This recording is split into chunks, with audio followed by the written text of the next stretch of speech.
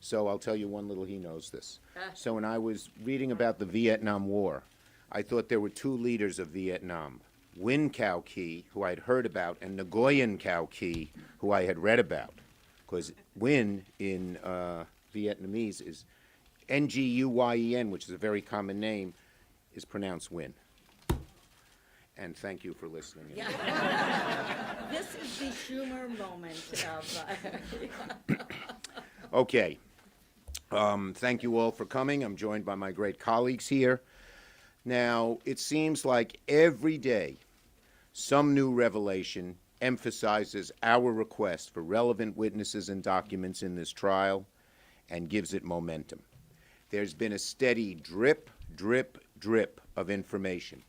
The truth leaking out in one explosive article after another. In that sense, this is reminiscent of Watergate. Emails were released over the Christmas break showing that the delay on military assistance was placed 91 minutes after the president's July 25th call with President Zelensky.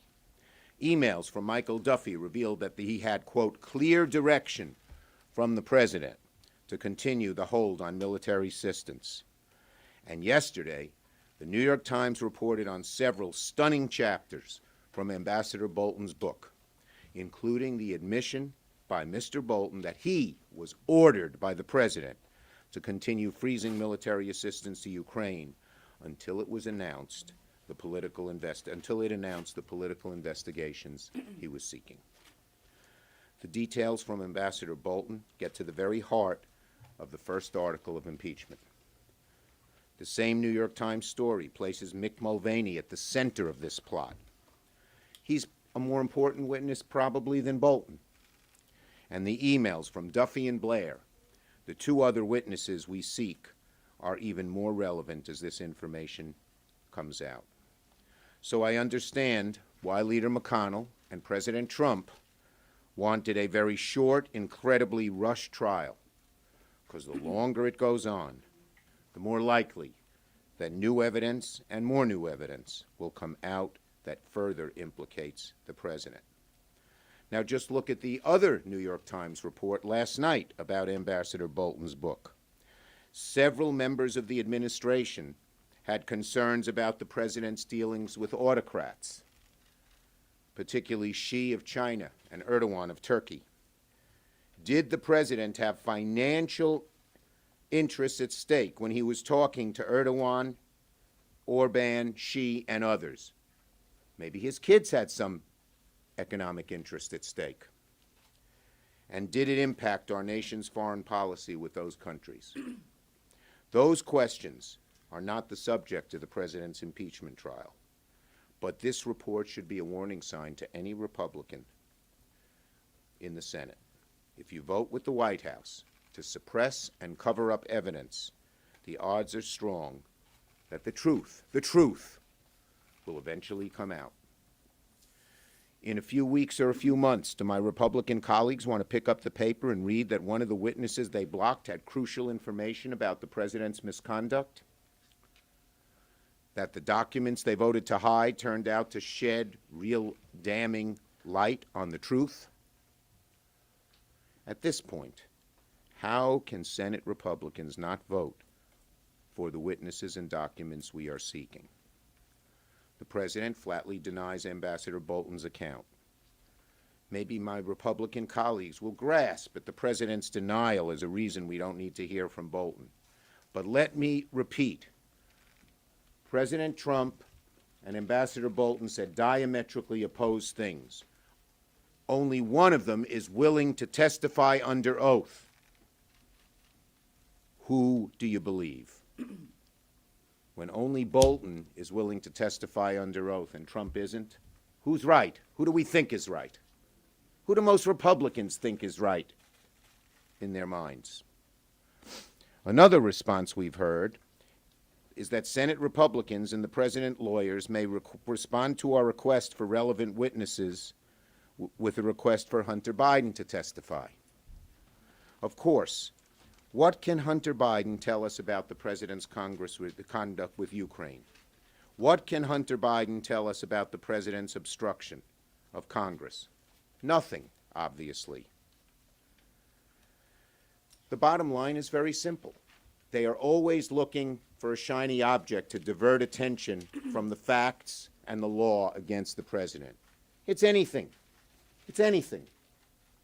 One day, it's Nancy Pelosi gave out pens. One day, it's Jerry Nadler said something they didn't like.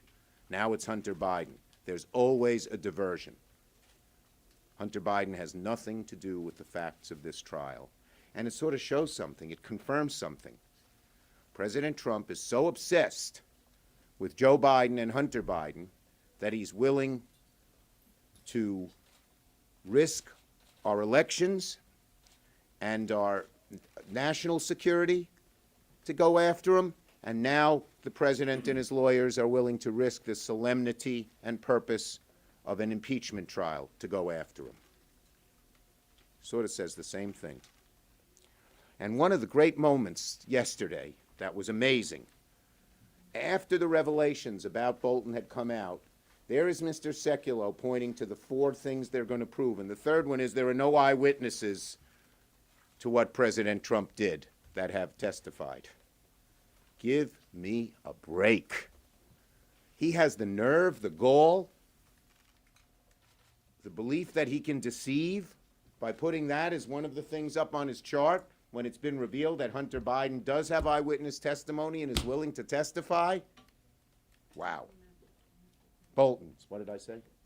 Oh, let me say that again. He has the nerve and the gall to get up there and say that there are no eyewitness testimony when we know that John Bolton has eyewitness testimony and is willing to testify. Sorry about that. So, the requests to call Hunter Biden are an intentional misdirection, a distraction. They are attempts to use the Senate floor to accomplish what the president to Ukraine couldn't do. The fact that the president and some Republicans are proposing Hunter Biden as one of their witnesses just goes to show they have no one to defend the president on the merits, plain and simple. The bottom line remains. It is on the shoulders of 4 Republican senators to ensure that John Bolton, Mick Mulvaney, and the others with direct knowledge of the president's actions testify in a Senate trial. Senator Stabenow. Thank you. We all know this is a very serious time, and it deserves a very serious and fair trial. And that means relevant witnesses, people who've talked directly to the president, like John Bolton, who know exactly what happened to have the opportunity to testify. I do want to say, though, yesterday I was quite appalled at what we sat through all day. We started by hearing Ken Starr lecture us about how divisive impeachment is. Really? I mean, I was in the House when he led the effort on President Clinton. Then we heard that Rudy Giuliani was a great American hero. And then we finally heard a summation from Jeffrey Epstein's attorney, someone laying out a congressional constitutional theory that is not agreed to by virtually any constitutional law professor, saying that it didn't matter what the president did, didn't matter whether or not John Bolton talked to him, didn't matter what, there was no way to impeach a president for abuse of power. So that's what we heard yesterday. But what we didn't hear is a rebuttal of the facts of what happened. And the truth is, if 4 people, 4 Republican senators stand with us, we will know from those directly in the room, directly on the emails, directly in conversations with the president, exactly what happened. And so that's the test. And the question is, do they want to hear the truth or do they want to hide the truth? Thank you, Senator Stabenow. Senator Wyden. Thank you, Leader Schumer. To me, the bottom line is the president's allies have run out of real estate for putting up their "we don't need witnesses" signs. And if you look at what we heard yesterday, for example, one of the president's lawyers early on, Ms. Raskin, said that the president had been done in by hearsay. There was nobody with firsthand information. Now, evidently, the president's lawyers believe that senators are incapable of reading a newspaper or watching the news about Mr. Bolton's book, which apparently says the president made very clear the link between security assistance and investigating Biden in the 2016 election interference. Now, the president has been tweeting these news reports that Bolton is wrong. Well, I say there's some good news in that. It can all be cleared up by hearing from the witnesses directly. By Ms. Raskin's logic, if senators need to hear from people who have talked directly from the president, the answer is to get testimony. Testimony from people who know firsthand, and they are the very 4 people that we have asked for as witnesses. So this is a crucial moment. I think the administration's case that you don't need witnesses gets weaker and weaker every single day. What I did, and I'll close with this, right before we started, is I had community meetings in Oregon, in communities Donald Trump won, in communities Hillary Clinton won. What they agreed on in both areas, in both communities, is you needed a fair trial, and that meant you had to have witnesses and documents. Senator Reid. Well, I thank you, Leader Schumer, Senator Stabenow, Senator Wyden, and let me add my voice to a chorus of those calling for testimony from Ambassador Bolton and other key first-hand witnesses. But I also think the U.S. Senate should listen to what President Trump keeps repeating. 4 times in the past week, President Trump has tweeted a simple, direct message. Read the transcript. We agree, Mr. President. That is what Americans have been seeking since this impeachment process started. Let us read the actual written document.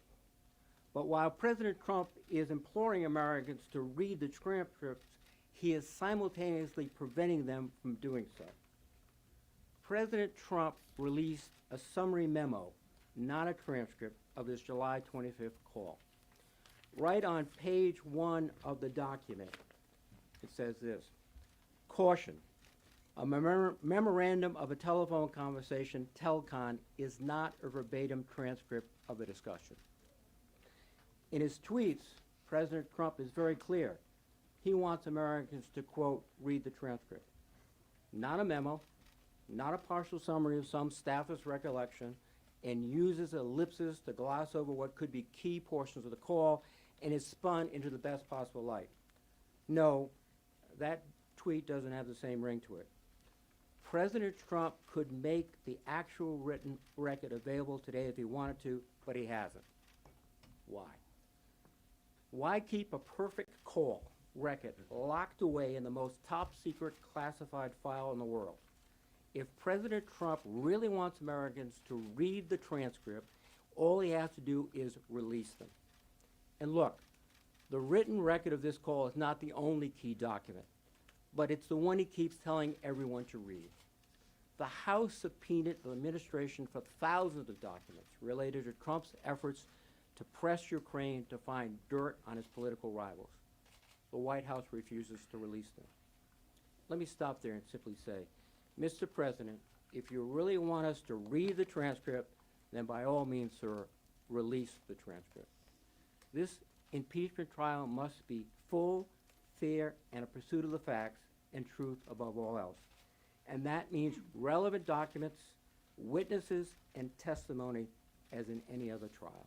Thank you. Okay. I just wanted to say one more thing. Now, our Republican colleagues are going to amazing lengths to avoid the truth. So I heard a proposal that recently came from 2 Republicans, I think this morning, Langford and Graham, that we get the manuscript and read it in the SCIF in secret. What an absurd proposal. It's a book. There's no need for it to be read in the SCIF unless you want to hide something.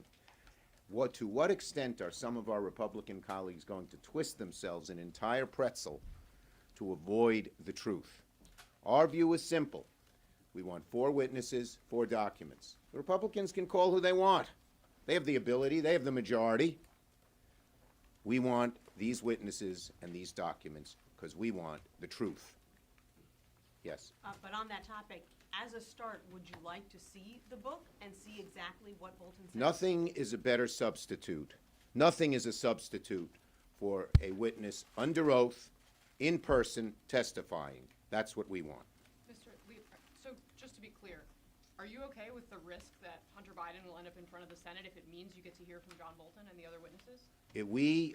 We're not bargaining with them. We want 4 witnesses and 4 sets of documents. Then the truth will come out. If they want to call their other witnesses, fine. But my view is that one of the reasons they haven't, they have the power to do it already, is because they know they would make a joke of the trial, and they would look very, very bad as they're further trying to distract from the truth. Yes. Mr. Leader, thank you. The first vote on witnesses will be a general vote, Yes. basically to open the discussion on witnesses. Do you think the votes are there for that? And then if there are, I take it you're planning to introduce some of the same motions that you did Okay. earlier? Take us through, because that could be a long day. Take us through your strategy at that Well, point. first, I think we are in better shape today than we've been. We started out 4 weeks ago. I sent a letter to all of my colleagues, to Mitch McConnell, copied all my colleagues, saying we want these 4 witnesses and these 4 documents. Why did we do that? Because a few days before, it was clear that Mitch McConnell, he made it public on Sean Hannity, was going to take all his orders from the president and wouldn't be for witnesses and documents because the president has engaged in absolute obstruction, absolute, on everybody. No president has done that. Nixon let his witnesses testify. Clinton let his witnesses testify. Only Trump is engaged in absolute obstruction. Nobody, not even negotiating. Okay. So we came to how do we get the truth? These 4 witnesses, these 4 documents. As I've repeated, but it's worth repeating again, they are not Democratic witnesses. They are some of the President Trump's main men.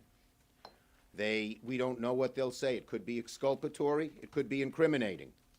We don't know, but we're willing to hear it. Okay? So we asked for them. They said no. McConnell came up. He couldn't get the votes to just say no witnesses and no documents. He would have done that had he could. So he came up with this plan. Let's kick the can down the road. And now they have this vote first on whether we should have any witnesses or any documents. And are we in better shape today than we were yesterday? Yes. Am I certain we're going to win that? Far from it. The enormous pressure from a president who we know is nasty and vindictive to anyone who opposes him is large. Ask Flake, ask Corker. And so we're not sure of it, but the American people are demanding it. 65%, 70% of Republicans are demanding it. So senators know that they're going against fundamental fairness, going against truth, and going against their constituency wishes. Once we win that vote, if we do, then yes, we will ask for our witnesses and documents. We haven't changed. We don't want any more. We don't want any less. Senator Schumer, do you think there will be repercussions for senators who are up for re-election this year if they vote against witnesses? There's been conflicting evidence as to whether voters at home actually care about this debate. We don't know, and that's not our goal. Our goal is to get the truth, plain and simple.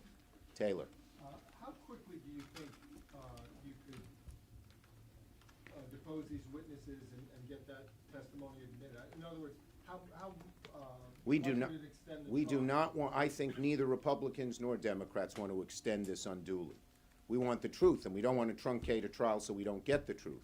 But we will work as expeditiously as possible to get the facts out, the witnesses and documents, and then we'll have a vote. How long would executive privilege delay it? Well, I don't think much, because if the subpoenas are voted on bipartisan and signed by the Chief Justice, I don't think courts are going to mess with that.